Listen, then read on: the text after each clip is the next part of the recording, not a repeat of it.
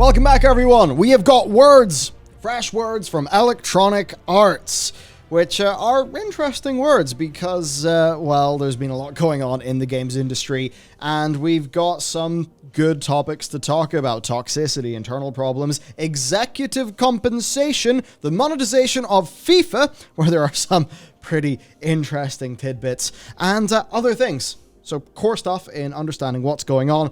We'll kick it off with what Chris Bruzzo, who is the EVP of Marketing, Commercial, and Positive Play, has got to say about player toxicity. To be honest, he just says that, it's a big problem and we're trying.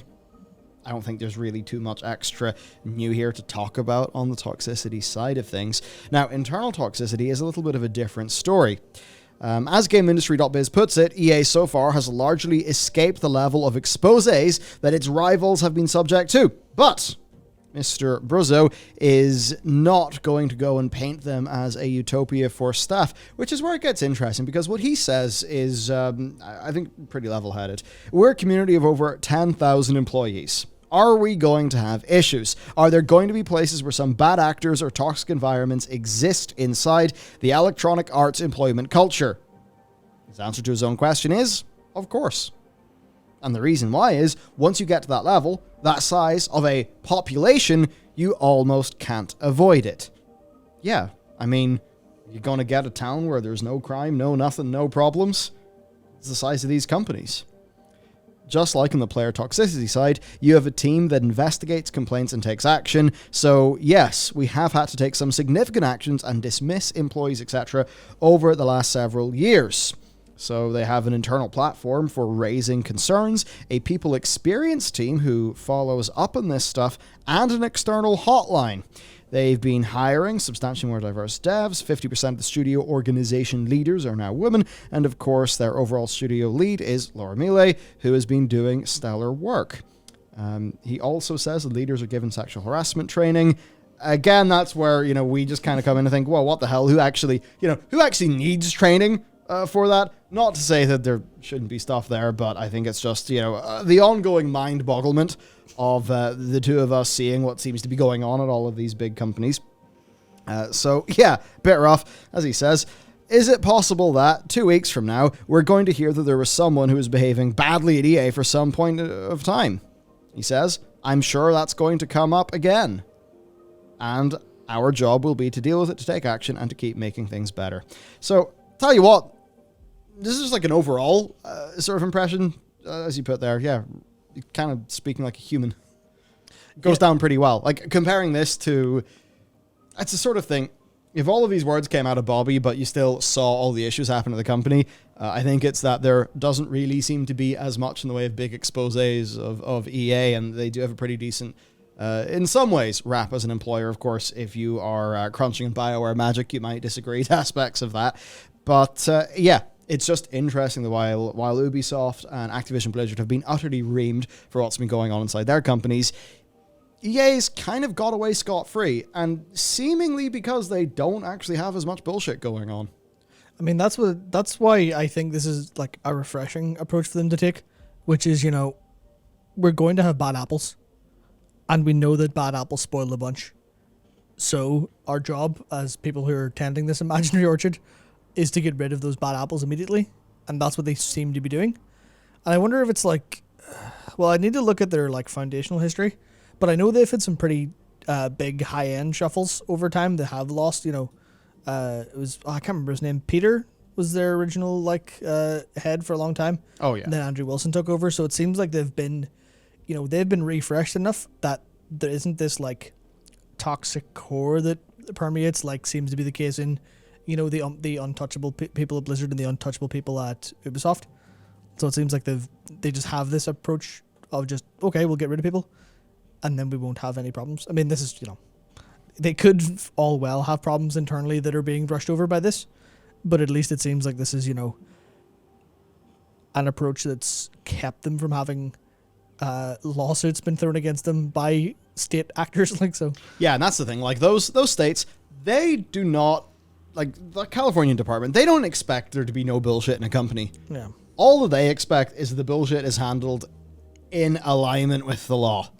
And it seems like EA have had bullshit, but they've handled it in a way that is in alignment with the law. And hopefully, if that is not the case, we will actually hear about it. Yeah. Because if there ever was an environment for somebody to feel emboldened and able to speak up about this, especially in a way where, you know, if they get reprimanded at work, they can just tweet that, and basically it'll be nothing but bad press for the company. So in a world where people are emboldened, yeah, it's conspicuous that EA have not been got. Yeah. And I think that is probably good news. Now, moving on to other things, you mentioned executives. We do have the topic of executive compensation. The biggest companies in every industry are getting scrutiny. Here's his quote: "Executives are paid too much." That's the first level. If you want a headline, that's the headline.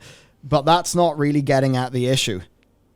It's very interesting having somebody who is an executive vice president say that line to the press. Going on, the issue is, are you creating programs that incentivize your executives to do things that are in the best interest of shareholders? And where companies got it wrong is when executives could be compensated or rewarded for doing things that didn't deliver shareholder value. Companies like us, we have to come to the table and say, all right, here are some adjustments we can make that would address concerns we're hearing about. That'll better align, executive awards with shareholder interest. Now, the thing there is, of course, shareholder value does not equal consumer value. In an ideal world, it would, but of course, short term, if you can knowingly piss off a few of your users, but capture enough of them via, say, FIFA Ultimate Team, that's going to be not great for the players, but very good for the investors.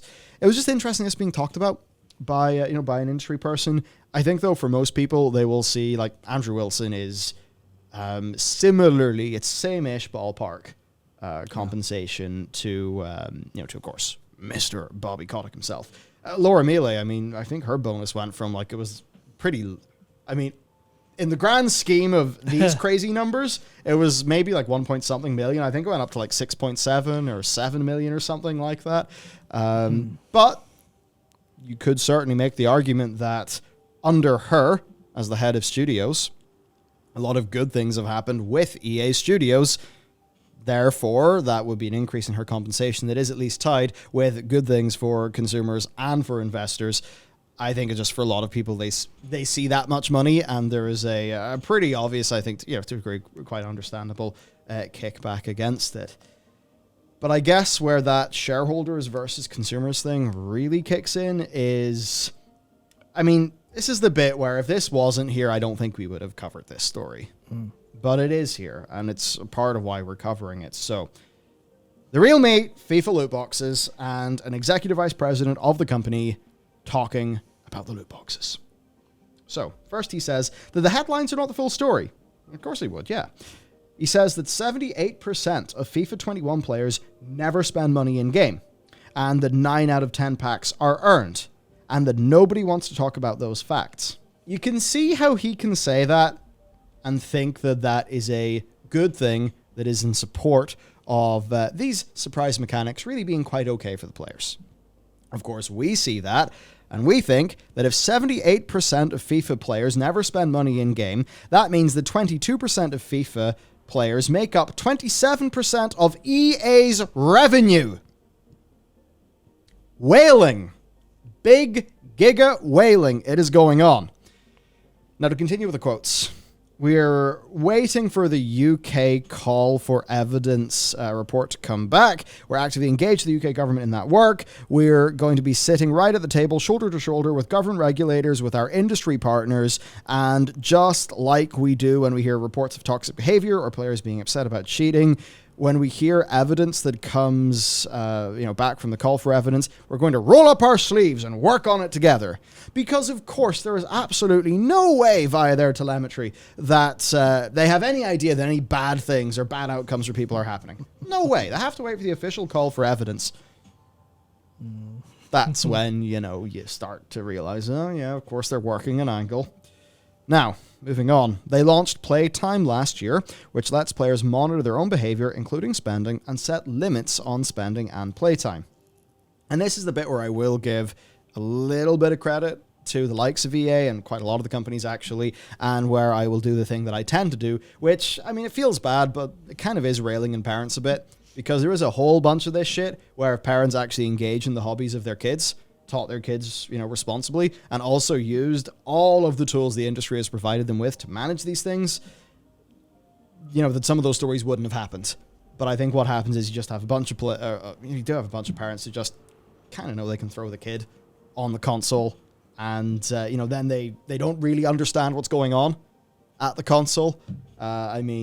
Certainly, like, my parents would never really have understood what was going on the weird video game screen. Just that, then they see a bank statement and absolutely, blow the top because of it. So going on, here's another quote from him. Now, that's not to say there won't be some desire to regulate in this space in some way, but it's more likely that we're going to have conversations about parental controls, spending amongst young people, toxicity amongst online communities. Now, GameIndustry.biz didn't hold back, though. They asked about FIFA Ultimate Team making up 27% of EA's revenue, and if that is a conflict between public image and company interest. To which he says, I don't see any conflict there. No. Cool. What makes our games successful is when they're fun and there's enough content and competition and community in them that people want to play them for a really long time. Yes, because that is the environment in which a whale wants to whale. And that's where you get your money from. And that's the bit that's important. 27% of company-wide revenue is coming from 22% of players of a specific game. And you could probably 80-20 principle that 22% as well to find the true whaling that's going on by this company. If the premise is Electronic Arts is succeeding because players don't understand how much time and money they're spending in games, that is false. Yeah. The thing is that people with problem gambling are usually pretty aware that their gambling is not giving them great results in their life. People who drink too much alcohol will readily joke about drinking too much alcohol. In fact, I even saw a checklist for alcoholism where one of the things was regularly jokes about drinking too much alcohol. Suffice to say, that made me and Matt at the time laugh. When we hear stories about young people where parental controls weren't used, where they had unlimited access to a credit card attached to the Xbox account, and as a result they spend way too much, that pains us. We don't want that to happen. And I think that bit's probably true, because I think they almost certainly know that it's when the bad shit happens to the kids, that's when the government, rolls its sleeves up and gets ready. But then it's a really challenging thing of responsibility, and how can you actually get parents to use those controls that are given to them in a world where a bunch of parents kind of just seem to view it as, oh, this is those things, this thing those kids do, and where the parents won't actually bother to properly learn what their kids are doing. And I think was it Abby Silver? Remember the Telegraph article we covered? That was clearly an example of, people who didn't grow up with games, not really actually doing putting in the work to actually understand what their kids are doing, but, still getting angry about it and making big statements anyway. Right? So, part of this does have to actually land on the parents. That's where it's difficult, because, I feel like almost the same way that over in China, like we covered, they're reducing the amount of gaming time that under 18s can have to 3 hours a week on their online games. And I think that sort of paves the way for all of these restrictions to go to, adults and go to people who, maybe aren't responsible for themselves in a way. And you can see how the conversation's going largely the same way, where it's always focused on the children. It's always, what if little Timmy gets the credit card and runs up 3,000 quid on my bank account and I can't cover that, and all he's got is a load of FIFA packs and, EA won't refund him. That's the kind of thing where that's a story that breaks, and it forces in all the regulatory discussion. But a lot of it is more that, because I imagine 22% of their players are making up the revenue, no kid's going to be able to wheel that hard. No way. That's one of the things where it's either, we can, 80-20 principle that 22% to imply that, kind of the same with mobile games that have oil barons play them and are specifically designed for them. Yes, like it was a skew of a Transformers game that was pretty much there for the Saudi Prince market. Yeah, so you can imagine it's something similar where they're making 27% of their revenue from a small subsection of extremely rich people who are extremely deep in the wheeling. Like, honestly, I wouldn't be surprised if literal, actual FIFA football players weren't a part of that market. If you understand me, because they make millions. They could probably throw a couple $100,000 into foot over a year and not think about it. Yeah. So it's like the kind of thing where the responsibility needs to be understood for who's responsible for what, but that's difficult because you look at the parents and you're like, well, all the tools are there, so you kind of have to lay off EA a little bit because they've went, well, we want this to be a realm of freedom for people to do whatever they want. We've allowed parents to have these controls. If you're talking about a PS5, there's parental controls on that. There's FIFA playtime. All that stuff's there. Yeah.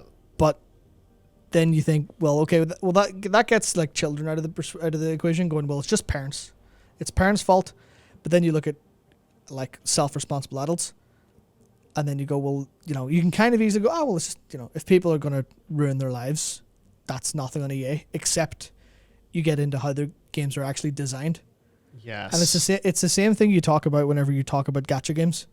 And you're like, this is inherently predatory design thought up by people who are experts in psychology and experts in marketing to get as much money out of people as humanly possible. They're designed with virtually no limits on that front. So you can go completely nuts and you're incentivized to go completely nuts. You and me are basically gacha immune in a game like Genshin Impact. Yeah. Right? Where, maybe the most I didn't do it. I think maybe I would if I was constantly playing the game because after all, it is free. Maybe, doing the monthly Prima Gem, basically it's like a little subscription thing. Yeah. But like, I'm not going to go and dump like silly amounts of money and, I want 1,000 wishes to get a 5-star something. But equally, we don't do that. And we know that game has made stupid quantities of money. So we know that somebody does that. Yeah. And that happens with football. Yeah, it's the same where I like to say that the gacha market is like very, very heavy, especially in in Asia, where it's going to be a lot of software engineers who are working 12, 14 hours a day and are filling their time and whatever's lacking in their day by throwing a lot of money at this video game full of nice waifu JPEGs, or in Genshin's case, actual playable characters. Yeah. So people be throwing that for the sense of community that, kind of comes from it as well, because there are big communities around that. People will, to an extent, egg on people who are big whales, but for the fun kind of situation of like, oh no, don't be ridiculous, don't roll for this character again, come on, you've only rolled, and the kind of this like little community that serves it all up. But it's like, that's sort of okay when you're looking at people who are within the realms of maybe they're spending too much, but they're not ruining their lives. Yeah. But you look at like how we do need to sit down and go, well, is this design moral? Is it reasonable? That's where it gets into it. The entire thing of FIFA Ultimate Team is predicated around selling you a chance of a solution. Yeah. Because Ultimate Team literally does not need to exist. Yeah. Like that's the thing. People enjoyed football games for a long time. And if you want some sort of online version of it where, you have an account and you progress your account, you can obviously do that without whaling people in a gacha game. Because that's the funny thing. Just because it's not Eastern doesn't mean that it's not a gacha game. Yeah. FIFA Ultimate Team is a gacha game. It's just a gacha game for a different slice of the population. And they will have teams of people working on getting the most money out of you. A great example, I remember it was a podcast I was listening to with one of the Zynga guys. It might have even, it was Reid Hoffman's podcast anyway. And of course, there wasn't much criticism of this because it was in the context of a business podcast, but the Zynga guy was talking about how they were one of the first companies to employ legions of data scientists. What do you think they're working on? They're working on getting as much as they can and working out what things convert the best. So the entire setup of FIFA Ultimate Team is basically designed for you to be beaten by somebody who has a few better characters and you to want those. And then you work in the things we've covered on the channel recently, like it's supposed to be good and more consumer friendly, but basically it's your daily FOMO pack. Yeah. They're just optimizing and optimizing and optimizing their funnel. I think he actually highlighted that as one of the things they were doing to combat that. When he was talking about the fact that 9 out of 10 packs were earned, he also mentioned that initiative was there to kind of throw the cheaper, the earlier pack at people. Yeah, and as soon as we saw that, we're like, well, you're not pulling a fast one on us. We know exactly what you're doing with this. Yeah, I mean, it's like we don't know that that's your motive, but it's so clear that it is. That we, with 90% certainty, the design accomplishes this. You designed it. You knew that. There's no way you didn't know that. And it's like, it's the thing where I kind of wish like games industry could be significantly more aggro in response. Because I would love to sit down with Bruzzo and just be like, well, how about this thought, for example? Like, here's an example. He says 9 out of 10 packs are earned. Yeah. So you go, well, you can disable buying packs. You'll only lose 10% of your engagement, which is very important because if there's content and competition and community, then people will play them for a long time because it's, he says, what makes our game successful is when they're fun. So remove the ability to buy packs. Your game is 10% less engaged with on that metric, but you're losing 27% of your revenue. So you clearly don't have the people's best interests at heart. Are you telling me that those surprise mechanics are not solely in the interest of fun? I think that might be what I'm vaguely getting at with this. Wow. So that's the thing where I'd love to just go, well, could you please, think about what is this example? Could you answer how you can care about the responsibility? But I think it annoys me that the focus is always on the younger stories and the younger children. I really wish someone had the thought to sit down and go, what are you doing to help the people that aren't being caught by playtime because they don't have self-control and are using your game as a platform to destroy themselves? Is there any way you are mitigating the fact that you profit heavily from that? Yeah, the kids angle is a humongous red herring. Yeah. A humongous red herring. And, it's the sort of thing I was going to say, and based on his responses to this, how can we trust him in the above things? You could think that. The other side is, I can't name any names other than I'll name names after the cameras stop recording. But yeah, it was an individual. Again, this will all make sense to you as soon as the cameras stop rolling. But basically where this individual was very much against a number of modern monetization practices in a particular video game. And whenever this individual's concerns were raised with more senior members of the development studio, it was essentially a matter of perspectives where they literally did not see and understand that individual's problem. Now, I would say as well, there was a generational gap between the individual I'm talking about and the individuals who are making the decisions regarding monetization. Meaning that there is a chance some of these people could genuinely have the blinders on so much, and that this is like kind of their job, that they do not see the more broad picture that we see. And certainly in this case, the individual that raised those concerns obviously didn't go anywhere because it was shut down. But it was just for me anyway. It was a fun little nod into how out of touch with the player experience some of the more tenured game developers who have been in the industry for a long time and very much themselves developed along with the industry and its practices, how they think of some of these issues and how where we see problems, they do not see problems.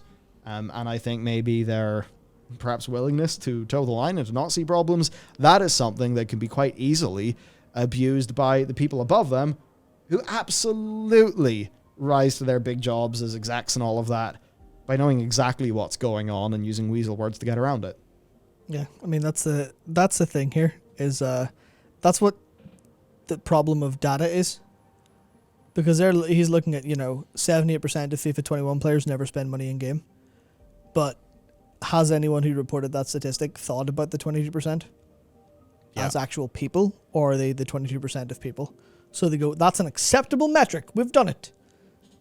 And then, data scientists aren't going to think, well, we see green number of average spend go up. We can isolate, it's this subgroup of players within a demographic that we know of, because they're not going to know like salary amount. They're not going to know how much money people have. There's no way of them knowing that. So they won't know if someone who's a whale for $3,000 of foot packs, they're not going to know if that's the last $3,000 in their account or it's 0.1% of their wealth. Good point. It's also not their job to know that, because they're employed as data scientists or people to make decisions of data, and they can't get that data anyway. So it's a kind of thing of, there's likely no one in the company at a high enough level there who's got the time and energy to think about these moral decisions.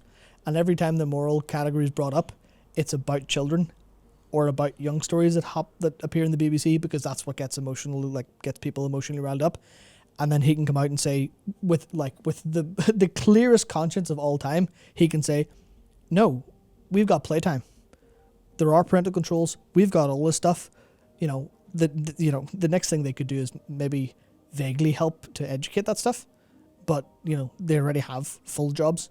So if you think about the rationale, it's the fact that there's probably no one making these decisions thinking about the damage they'll do to individual people, because they're outliers by nature, by design.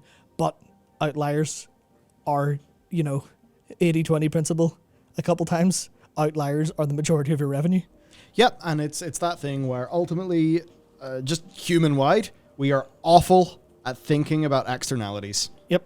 This is an obvious unpriced externality, and I think that's basically where to leave things and what's going on. So I would again just call for any of your personal experiences, or if you are in a team that grapples with issues like this and have a different perspective, let us know. Hit us up. It does remind me, I need to make an email for tips. Because a lot of people, I've noticed, it's not actually real easy to find, so we should probably set that up properly. But anyway, let us know if you have a different perspective, of course. That's it for us, and we will see you next time.